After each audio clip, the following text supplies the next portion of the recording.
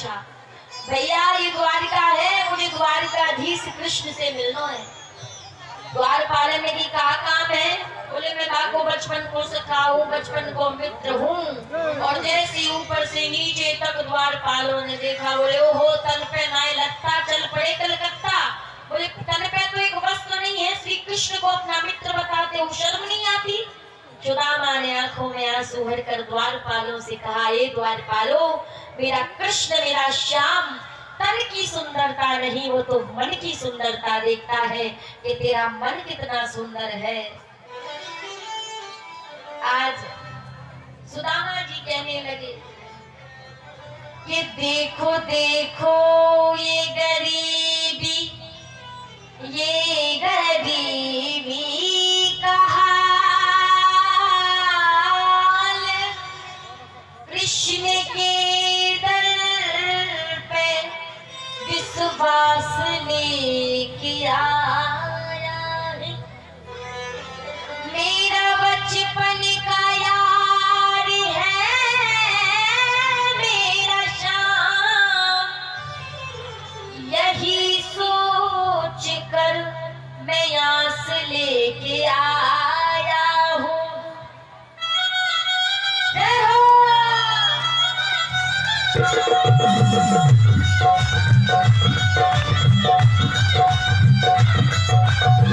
अरे द्वारपालो कन्हैया से कह दो, अरे द्वारपालो कन्हैया से कह दो, ये दर पे सुदामा गरीब आ गया है, ये दर पे सुदामा गरीब आ गया है, ये दर पे सुदामा गरीब आ गया है, ये दर पे सुदामा गरीब आ गया है।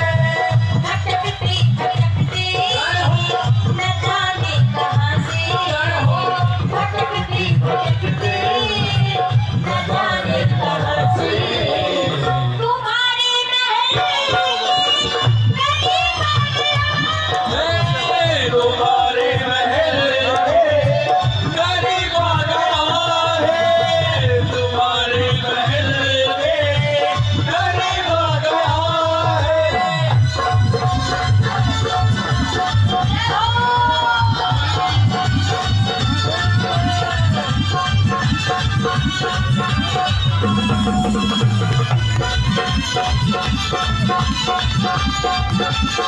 द्वारिकाधीश भगवान की।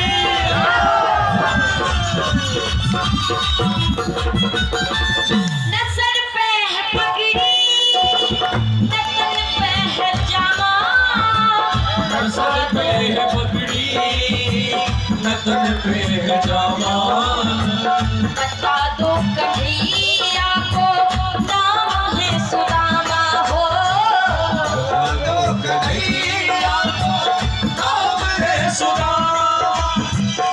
न सर पे है पगड़ी, न तन पे है जामा, बता दो कन्हैया को नाम है सुदामा हो, न सर पे है पगड़ी, न तन पे है जामा, बता दो कन्हैया को नाम है सुदामा, बता दो कन्हैया को नाम है सुदामा।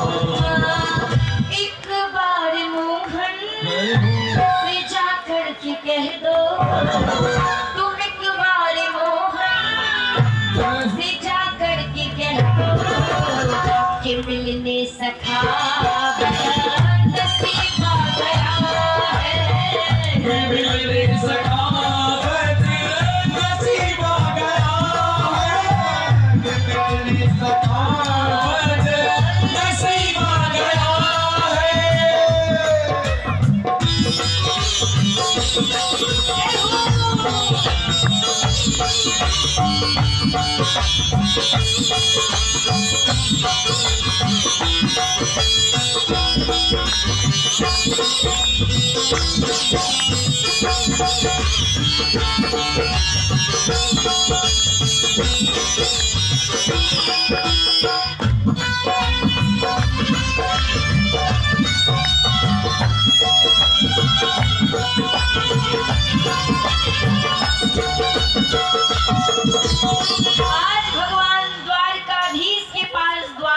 पहुंचे। सुदामा का संदेशा लेकर भगवान द्वारकाधीश ध्यान मुद्रा में बैठे थे और जैसे ही द्वारपाल ने कहा, महाराज द्वार पर एक भिक्षुक ब्राह्मण पधारा है, आज से पहले ऐसा ब्राह्मण मैंने कभी नहीं देखा। कैसा ब्राह्मण? बोले शीस पगाना झगा तन पे, प्रभु जाने को आगे बसीत ही ग्रामा, धोती फटी सिलटी दो फटी और पाए उपान की नहुरामा, द्वार खड़ो दुज दुर्बल एक, रहो चकिसो वसुधा पूछत दीन दयाल को धामा, बतावत आप नाम सुदामा। सुदामा सुदामा सुनते ही भगवान दौड़ पड़े, सुनते ही दौड़े चले आए मोहन, लगाया गले से सुदामा को मोहन, लगाया गले से सुदामा को मोहन, लगाया गले से सुदामा को मोहन, लगाया गले से सुदामा को मोहन। सुनते ही दौड़े चले आए मोहन, लगाया गले से सुदामा को मोहन, सुनते ही दौड़े चले आए मोहन, लगाया गले से सुदामा को मोहन, लगाया गले से सुदामा को मोहन। हुआ रुक्मणी को बहुत ही अचंबा, हुआ रुक्मणी को बहुत ही अचंबा, ये मेहमान कैसा अजीब गया है, ये मेहमान कैसा अजीब गया है, ये मेहमान कैसा अजीब गया है।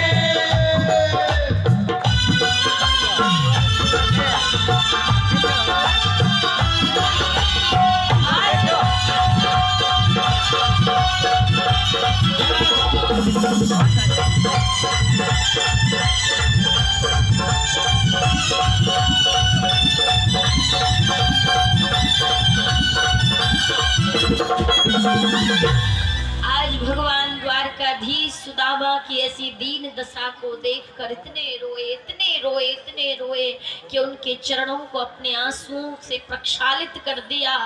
और आज भगवान इतने रोए कि आंसुओं के द्वारा ही चरणों को धो दिया।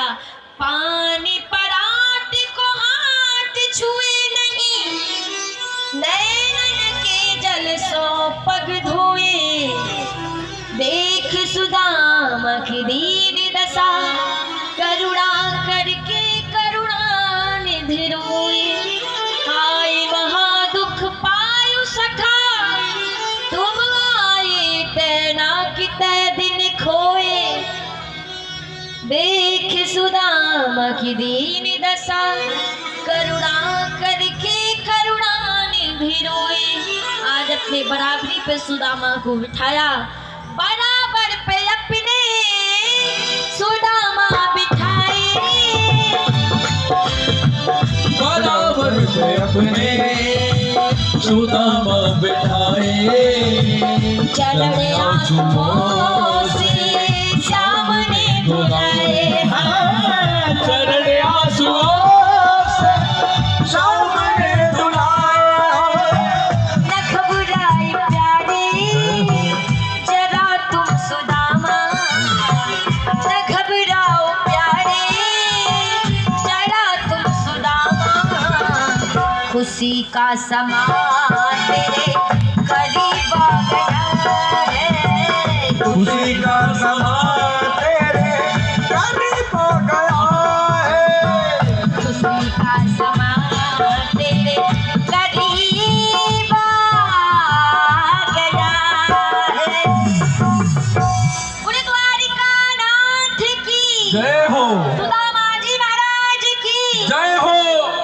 और भगवान ने एक मुट्ठी चने, एक मुट्ठी चावल, जब 2 मुट्ठी चने सुदामा ने खाए थे तो आज 2 मुट्ठी चावल उसके बदले में लौटाने पड़े। तो 1 मुट्ठी खाते ही भगवान ने 1 लोक की संपत्ति सुदामा को प्रदान कर दी। दूसरी मुट्ठी खाई, दूसरी लोक की संपत्ति सुदामा को प्रदान कर दी। पहली मुट्ठी में लेते प्रभु ने स्वर्ग सुदामा के नाम किया है। पहली मुट्ठी में लेते प्रभु ने स्वर्ग सुदामा के नाम किया है। दूसरी मुट्ठी में लेते पृथ्वी लोक के वैभव सौंप दिया है। दूसरी मुट्ठी में प्रभु ने पृथ्वी का वैभव सौंप दिया है। तीसरी मुट्ठी लेने लगे तो बैकुंठ को लक्ष्मी ने रोक लिया है। तीसरी मुट्ठी लेने लगे तो बैकुंठ को लक्ष्मी ने रोक दिया है।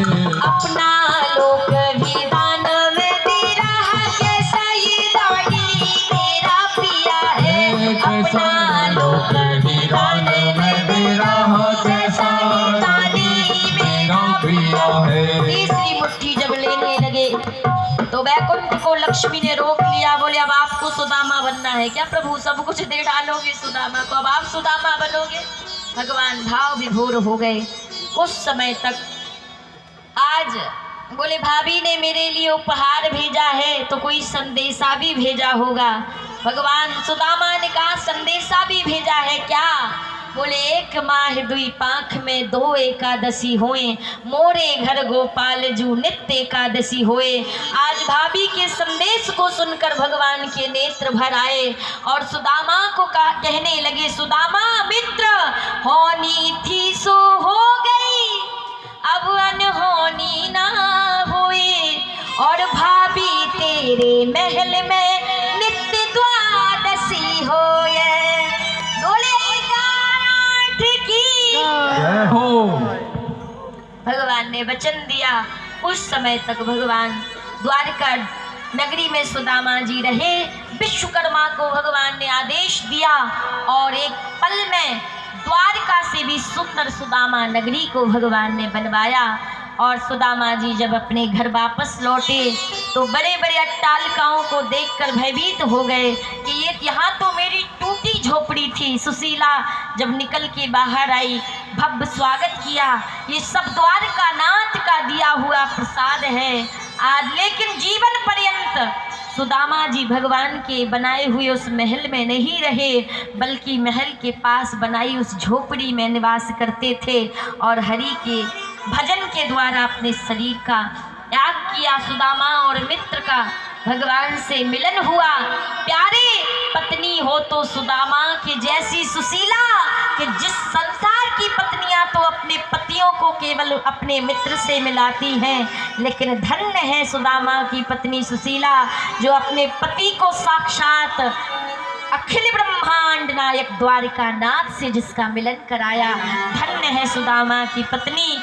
और जिसने 6 दिन से कथा को नहीं सुना, आज परीक्षित जी ने बड़े ही आनंद में कथा को सुना।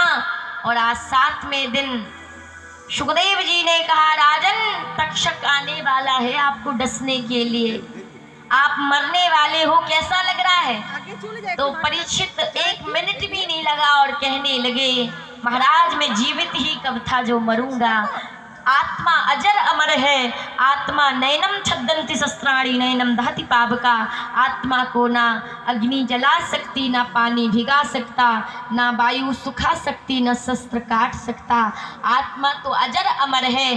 परीक्षित की मुक्ति तो उसी दिन हो गई थी जिस दिन सुखदेव नंदन उनके समक्ष आए थे। प्यारे सुखदेव नंदन उनके समक्ष आए थे। आज बड़ा सुंदर सुखदेव भगवान का तिलक किया, भगवान अंतर ध्यान हो गए। और यहाँ परीक्षित के पुत्र जन्मे जिनने यज्ञों का बड़ा विशाल, सर्पों का बड़ा विशाल यज्ञ किया, जिसमें जितने भी सर्प थे सब आके भस्म होते गए। लेकिन फिर भी तक्षक एक सूक्ष्म रूप में आया और परीक्षित की नासिका पर, नाक पर डस लिया। परीक्षित की मुक्ति मिली। बोले भागवत भगवान की, सुखदेव भगवान की। अब जिसने 6 दिन से कथा को नहीं सुना तो वो सभी बैठ जाएं और अपने अपने सिर को ढक लें। सभी हम 7 दिन का फल सार प्राप्त करेंगे। जिसने 6 दिन से भागवत की कथा को नहीं सुना वो सब बैठकर अपना सिर ढक ले।